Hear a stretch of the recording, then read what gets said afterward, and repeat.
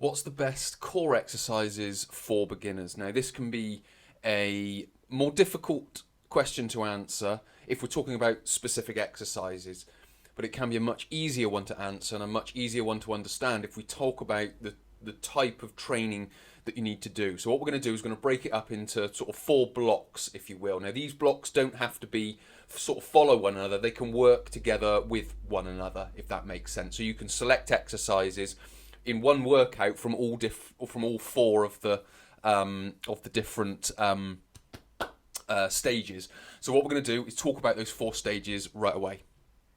Stage 1 is strength. So core strength starts the whole process, and essentially all it is, so I've put a little definition of it here. Now, all of these definitions aren't sort of definite definitions. They're just kind of ones that I use to be able to help to communicate to people. So basically, it's the ability to hold posture. So when we go up into a plank, for example, we can hold it. It's not like we struggle to hold the position in the plank. We struggle to hold the position in the side plank for, let's just say, 5 seconds. So we've got the strength to be able to hold the position. So in some respects, that's the first box to tick, is I can hold a position here, I can hold a position here. Now, I've put a single leg bridge, because a double leg bridge, again, is relatively straightforward for most people. Basically, all you're looking to do is hold a straight line, forgive my sort of straight line, a straight line from shoulder, hips through to the knee. Now, with 2 feet down, that's generally much easier. But when we talk about the single leg bridge, it can be a little bit harder. So when we talk about strength, I would say single leg bridge, be able to keep the hip high for about 5 seconds. If as soon as you lift that leg up, your hip drops, you need to develop that strength in the glute muscles to be able to hold that posture.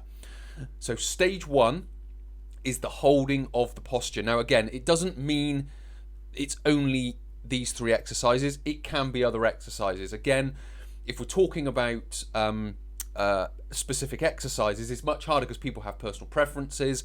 People will have certain capabilities or capacities to perform certain exercises over others. So that's where it becomes much more individual and specific to that individual.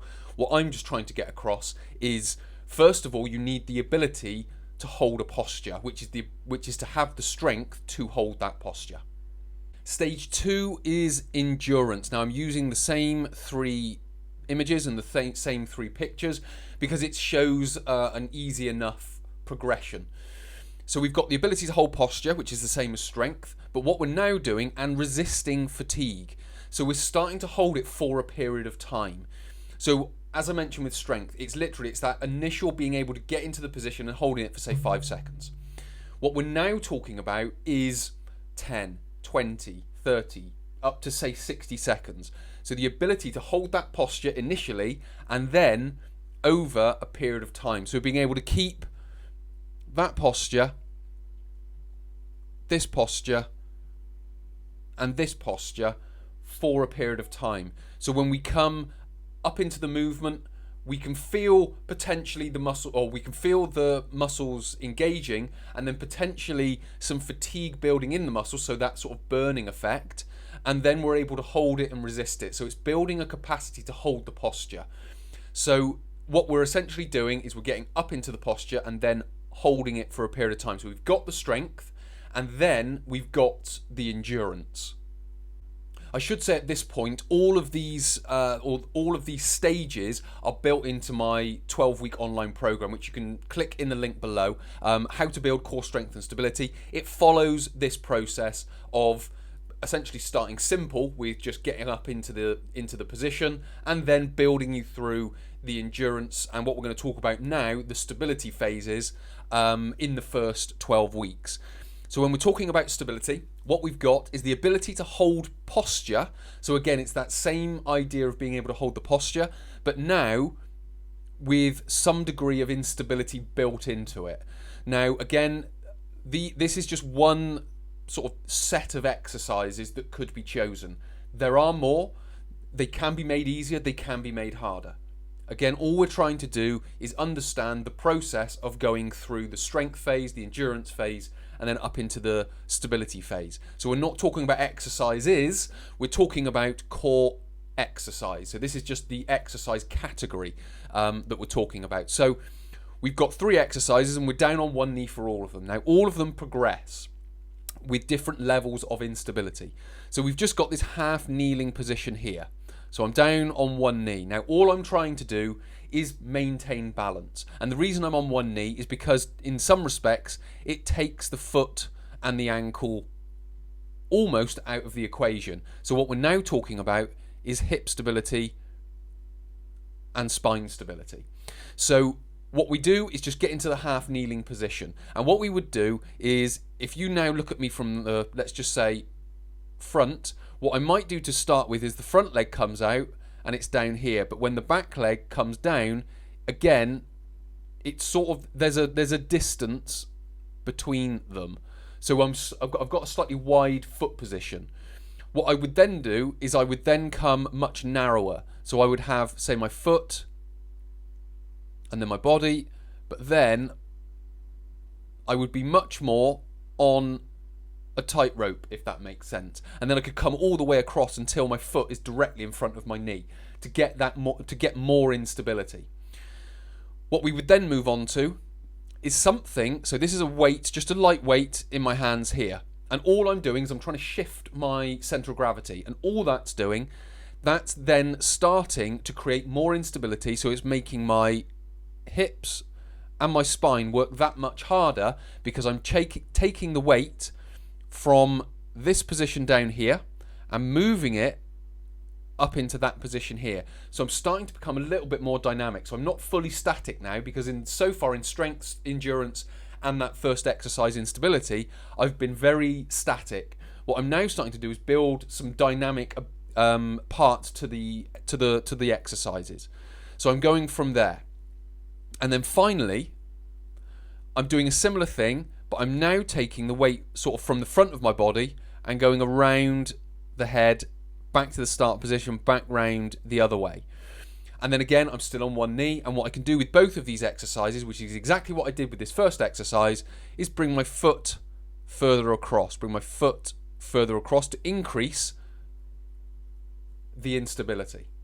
And then finally, we've got static to dynamic, which is kind of what I've introduced already. And again, if you do the How to Build Core Strength and Stability 12-week program, this is what it takes you through in the first 12 weeks. It starts building some dynamic movement into the exercises. And then when you get to the intermediate and advanced workouts, which come after the 12-week program, you've then got much more dynamic, much more complex exercises to take you up to that sort of intermediate and advanced level of core training.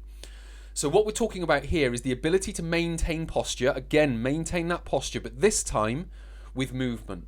And I've selected different types of movement. So you can see here, you've got the beginnings of a Turkish get-up. So I've gone from the lying position up into this seated position. Then I'm going to come into the half kneeling position, which we've sort of looked at already. If I go there, and then up into the standing position. So we're moving this weight, maintaining this posture from the lying position to the seated position to the kneeling position, and then eventually to the standing position. Then we've got rotation. So we've got, again, rotation of the hip, maintaining the posture of the front leg and maintaining the posture of the spine through here. And whilst I go from sort of facing the camera in this position to rotating in this position that you can see here.